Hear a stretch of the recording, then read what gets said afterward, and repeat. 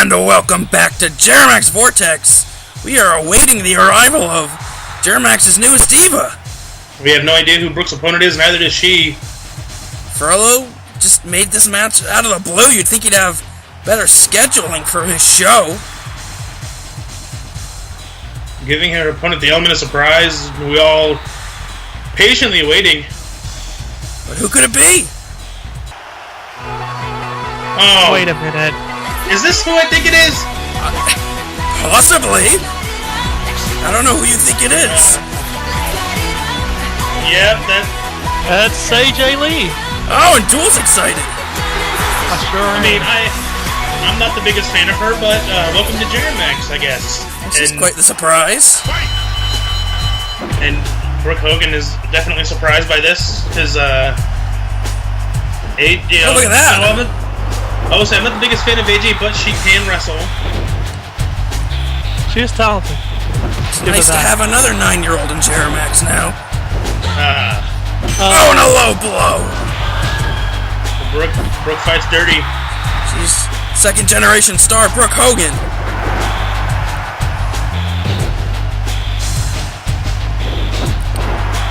Looks like Brooke Hogan was able to use her speed to get away from that attempted drop kick. Brooke Hogan, a former tag team and women's champion, having trouble. Could be an early victory. Oh! AJ Lee showing some skills here in her first match in Jeri-MAX, or not. AJ Lee's one of the few Jeri-MAX divas, if you want to call them, that comes into Jeri-MAX with some pre-existing experience in wrestling.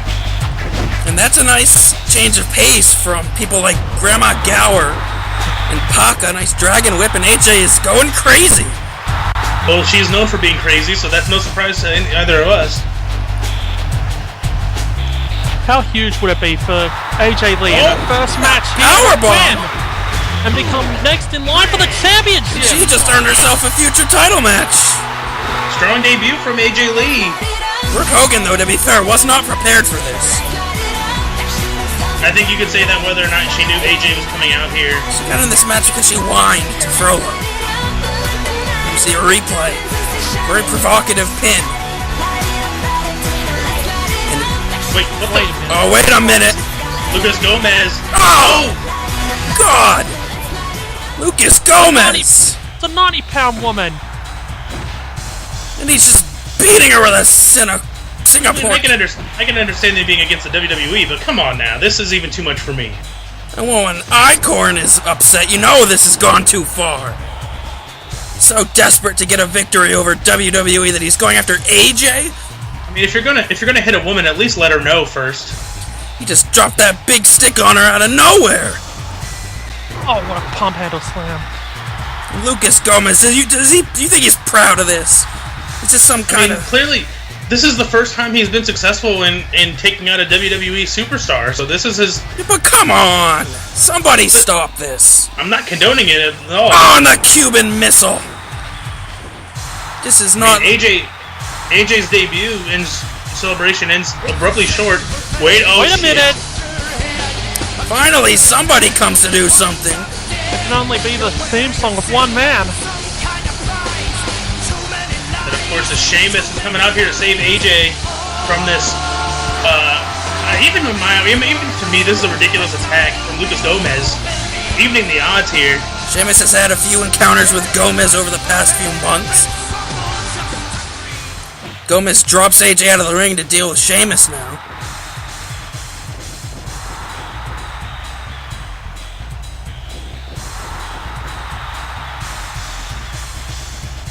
Looks like Sheamus has seen enough.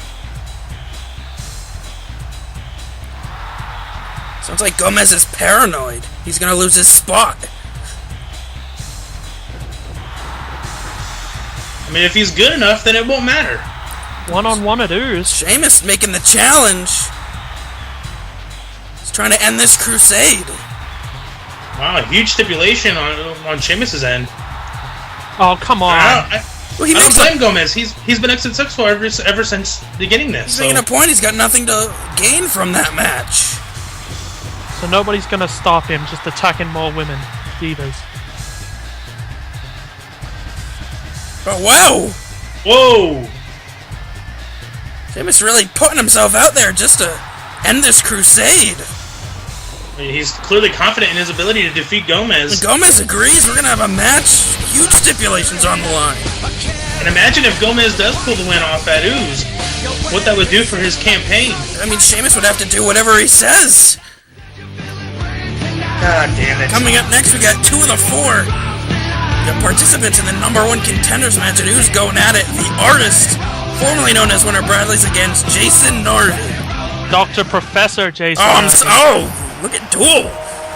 I'm so sick of the Artist and his fake-ass shit about being somebody. Well, he's part of a huge power couple now with his new wife, Rachel Bradley's. And of course, she has to come out. That's his wife, why wouldn't she? She's not a part of this match. Managers can't exist in Jeri-MAX? So I'm guessing I should get Frankie never to come out with you again. Well, no, Frankie's not Rachel. There's a difference. Oh. Here comes Professor Dr. Jason Narvy, who's been very impressive since turning his back on Bulk. I mean, this will be interesting to see which of these two men can gain momentum, because, like you mentioned, both of these guys, part of that 4-man match, the winner will become the #1 contender after Ooze. And if you win the championship, they might have to face you. I mean, if I had my way, that'll be the case, but, you know, of course, anything is possible. These two men teamed up on Warp, and then, of course, after the match was over, Narvy turned his back on the Artist, which I guess is why this match is going on. I mean, if you think about it, Narvy's doing the smart thing, because that whole match is anybody's game, and so even if they team up, you know, Narvy's got to keep the momentum in his favor. The Artist holding his own against Narvy. Narvy, a former tag team champion. Artist, a multiple-time hardcore champion. Right now, Narvy with the early control. Whoa! The thing I like most about Jason Narvy, besides his intellect, he's a college-educated man such as myself, is the fact that his hat stays on at all times. It's amazing. Only smart people can keep their hat on. It's all physics and shit. I mean, clearly he knows the correct proportions for that hat to stay on. You have to take off your crown, so you're obviously not that smart. Well, no, it's just I don't want to hurt. I don't want to get it hurt. Oh, yeah. It is. A lot of money. It does have feelings. That crown gets damaged.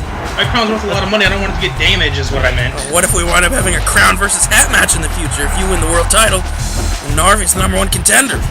Well, that would be silly, but whatever it takes. The loser has to get rid of their hat. It's quite the... Oh! In a kick to the glasses that never fall off from the Artist. I will give credit to the Artist, despite the fact that I hate his guts personally. In the ring, he has improved quite a bit, and he's proving why he should be a part of that match. Is he proving why he's famous? No, he's being famous and being good in the ring are two different things. He's possibly the most famous superstar in all of Jeri-MAX. I know you didn't mean that. I mean, the media just loves Rachel. I have not heard a single person mention them outside of this commentary booth. Roll up. Hey. Looking for the win? It's a 2. Oh, very close 2 count. I think Narvy was taken back by that, but now he's snapped back into it. And a snap neck breaker. It's been a very physical matchup. Brawls, neck breakers. Complete control. I mean, and this is what it's got to come down to, because like we mentioned before, these are going to be not just the 2 of them, but 2 other men, both very physical. So this is going to be what you have to do in order to compete in that match. Ooze. The other 2 men, of course, El Jefe and Grover Cleveland, will meet up with each other later on tonight.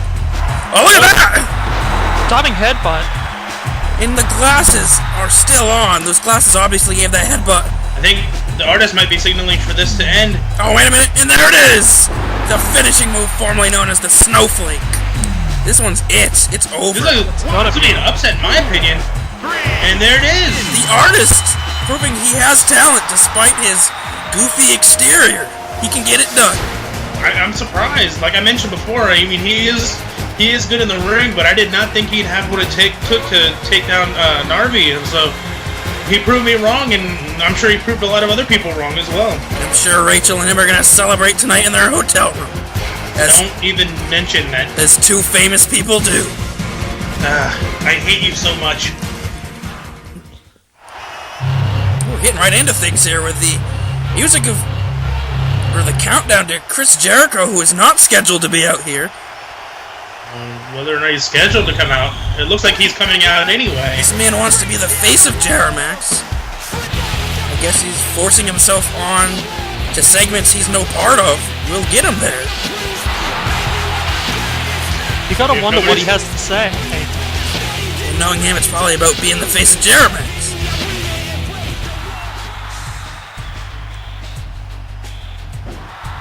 I mean, I like Jericho, but he hasn't done anything to prove himself to be the face of this company. He's beating El Jefe and Kurt Angle. It's pretty impressive. But come on, you just got here, Jericho. Of course you're not going to be booked for everything. I mean, we can't deny he is a sexy beast. I'm sure there are plenty of younger talents who would love to get in the ring with Jericho who might not be big stars. But I don't think he wants for answers. Questions, who's going to give them to him? Whoa! Wait a minute! Looks like he's going to get some answers from somebody. These two have crossed paths before. Pacman is scheduled for a match right now against Tensai, but once again, I guess he's going to have some words with Chris Jericho. I mean, you talk about people that have at one point or another been the face of Jeri-MAX. You're talking about a man who held the title for so long, the world title, that is. Last time these two met up, Jericho called him a has-been, wanted nothing to do with him.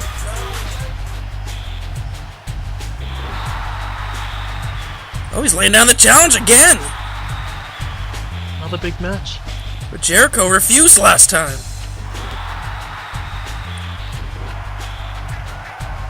Has been? He's doing it again.